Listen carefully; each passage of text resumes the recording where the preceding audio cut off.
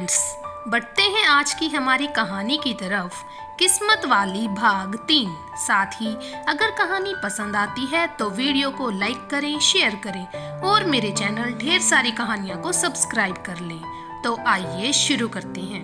क्या तरीका था यह? इस तरह कौन करता है? हम लोग किसी और के दरवाजे पर गए थे एक अनजान शहर में। हमारी पूरी इज्जत मिट्टी में मिला दी तुमने। मैं पूछती हूँ, क्या जरूरत थी इतना बवाल करने की? घर में कम करती हो जो वहाँ भी अपने तेवर दिखाने लगी।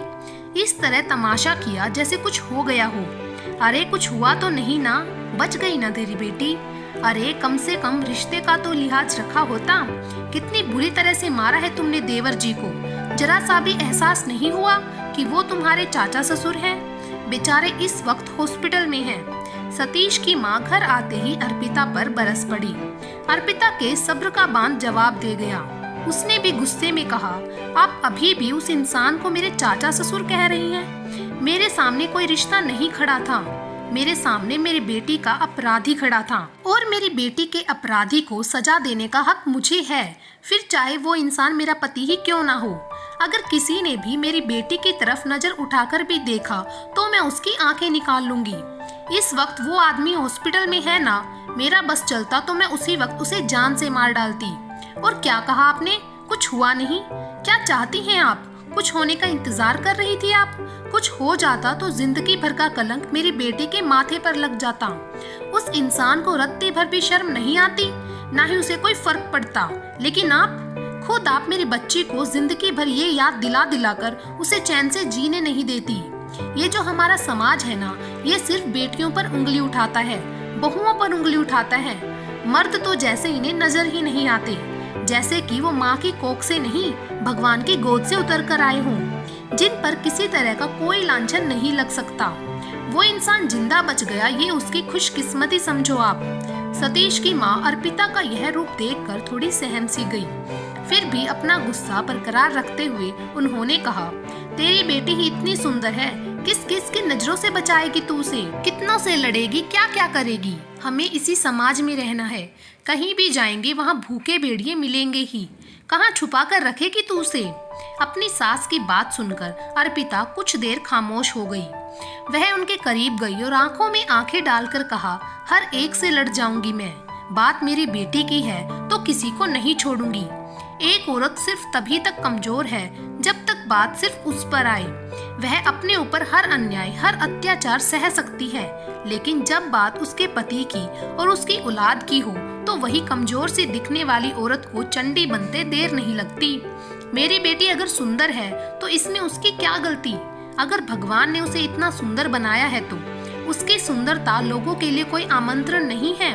उसकी सुंदरता भगवान की देन है, कोई अभिशाप नहीं।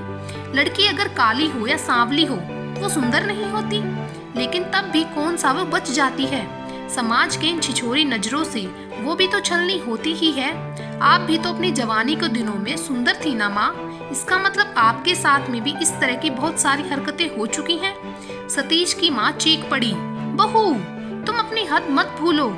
अर्पिता तंज भरी मुस्कान के साथ बोली, हद तो आप भूल रही हैं माँ। मैंने तो वही कहा जो आपने कहा। हर बार उंगली लड़की पर ही क्यों उठती है? अगर किसी लड़की का बलात्कार होता है तो हम कितनी आसानी से कह देते हैं जरूर लड़की में ही कोई खोट होगा या फिर छोटे कपड़े पहनती होगी। लड़कों का क्या है? इस सब में उनकी क्या गलती? मेरी बेटी ने कौन से छोटे कपड़े पहन रखे थे जो उस हैवान की नीयत खराब हो गई? मेरी बेटी कोई खिलौना नहीं है और ना ही मैं उसे बनने दूंगी।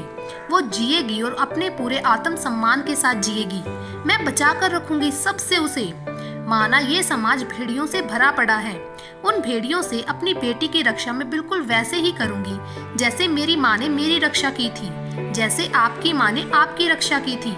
लेकिन उस सबसे पहले मुझे अपनी बेटी को आप जैसी छोटी सोच रखने वाली औरतों से बचाकर रखना होगा। लोग सही कहते हैं, औरत ही औरत की सबसे बड़ी दुश्मन होती है। अगर औरत ठान ले तो किसी में इतनी हिम्मत नहीं है कि एक लड़की को दबाकर रख सके। कहते हुए अर्पिता ने पूनम को अपनी गोद में उठाया और वहां से अपने कमरे में चली गई। सतीश और उसके पिता दोनों सास बहू की लड़ाई देखकर सर पकड़कर बैठे हुए थे। सतीश की माँ जब अर्पिता से जीत नहीं पाई तो सतीश के पिता से बोली, देख लिए अपनी बहू के तेवर? देखा किस तरह से मुझे सुना कर गई। आखिर मैंने ऐसा क्या कह दिया जो आपकी लाडली बहू मेरा इतना अपमान करके गई।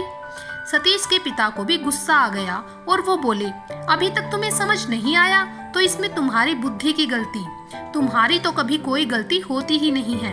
इतना कुछ सुनने और बहू को सुनाने के बाद भी तुम कहती हो कि तुमने क्या कहा। एक बात याद रखो, जब तक वो तुम्हारी बहू है वो तुम्हारे आगे अपनी जबान नहीं खोलेगी, लेकिन जो कुछ भी तुमने एक माँ से कहा वो माँ कभी बर्दाश्त नहीं करेगी।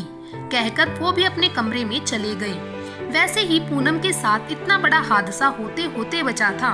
ऊपर से सतीश की माँ का इस तरह से बर्ताव सतीश को बिल्कुल भी अच्छा नहीं लग रहा था, ना ही सतीश के पिता को।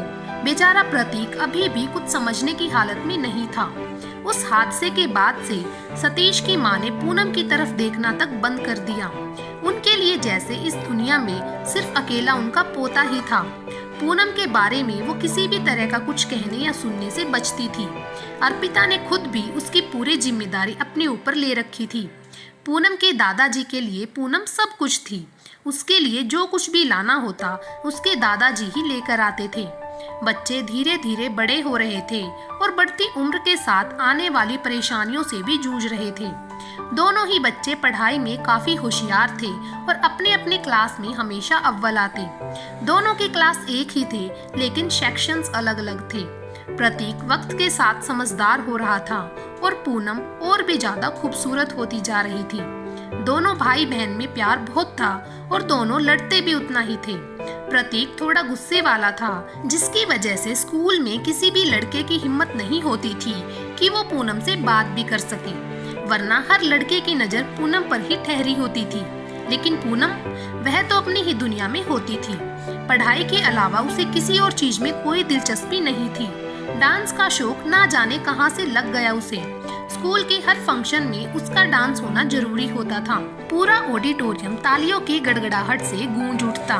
अर्पिता ने बिना किसी की परवाह किए पूनम का दाखिला कथक स्कूल में करवा दिया, जहां उसकी कला को और भी ज्यादा अच्छे से निखारा गया। दोनों भाई बहन अपने अपने क्षेत्र में काफी अच्छे थे। अर्पिता अपने दोनों बच्चों को देखकर ही बेहद ज्यादा खुश थी। अपने दोनों बच्चों की तस्वीर को हाथ में लिए अर्पिता एकटक उसे देखे जा रही थी।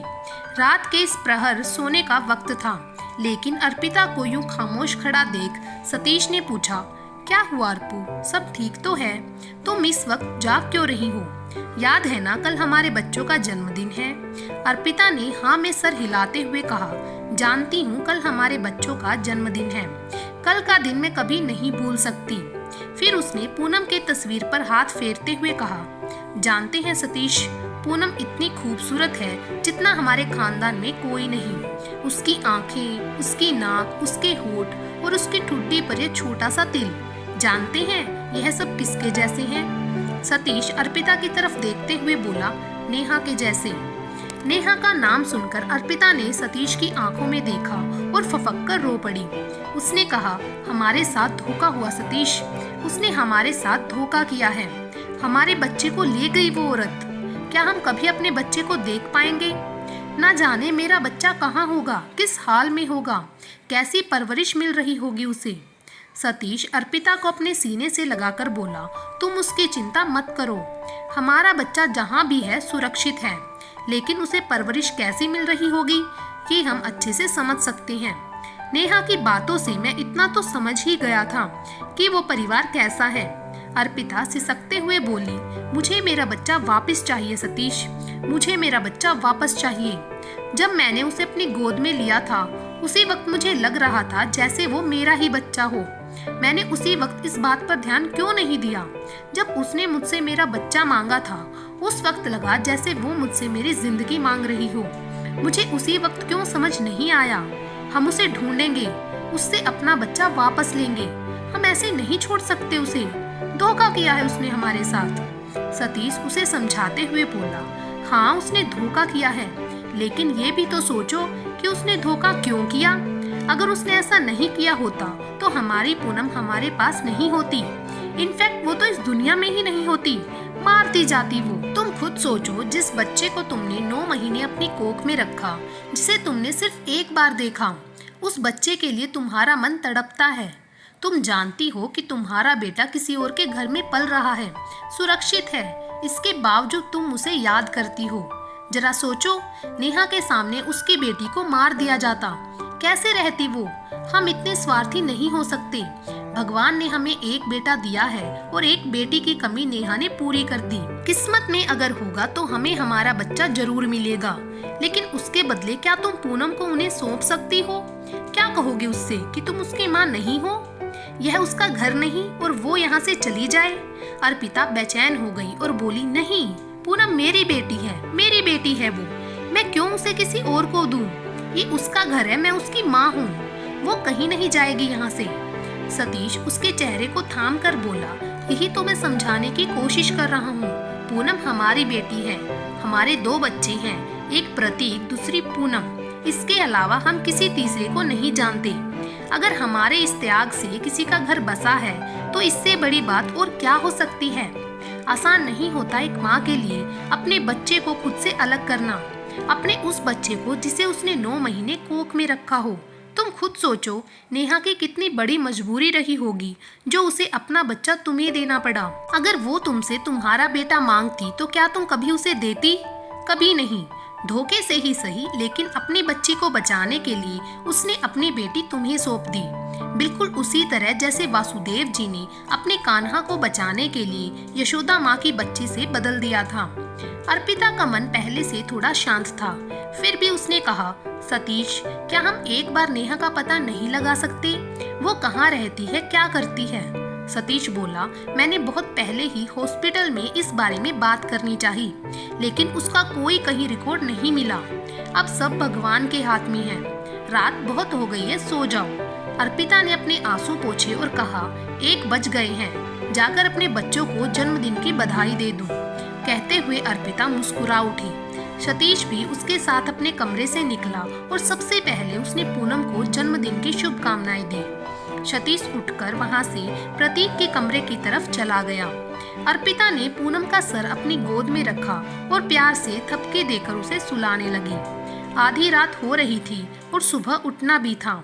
पूनम को अपनी माँ की गोद में आराम से नींद आ गई तो अर्पिता भी वहीं अपनी बेटी के बगल में सो गई। सतीश वापस आया तो अर्पिता को पूनम के पास सोया देख मुस्कुरा दिया और उन्हें डिस्टर्ब ना करके धीरे से दरवाजा बंद कर अपने कमरे की ओर चला गया।